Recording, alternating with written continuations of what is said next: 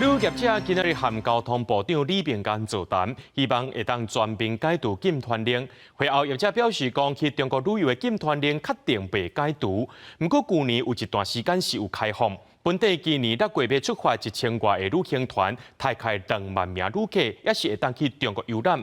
不过这业者呢是袂当拍广告，也袂当搁再招人去。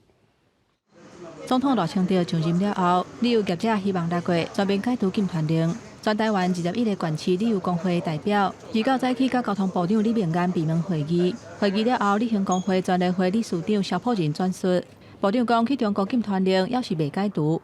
不过去年有暂时开放去中国旅游成团的1000多个旅行团，差不多2万多个旅客。今年6月也是会当照常出团，不过业者袂当拍广告或者是招人客。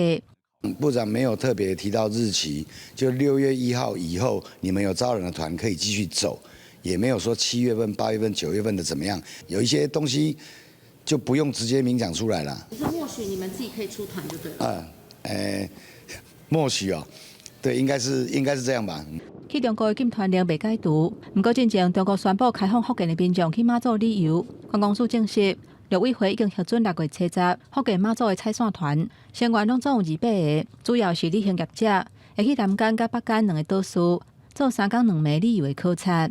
这里面都是旅游协会、福州市旅游协会的会员。那等他们采完线回去之后的话，那会再帮忙做一些这个观光的这个推广嘛。因为疫情之后中断了这个几年的时间，大家对马祖已经变陌生了嘛。两方的员工到今也无解。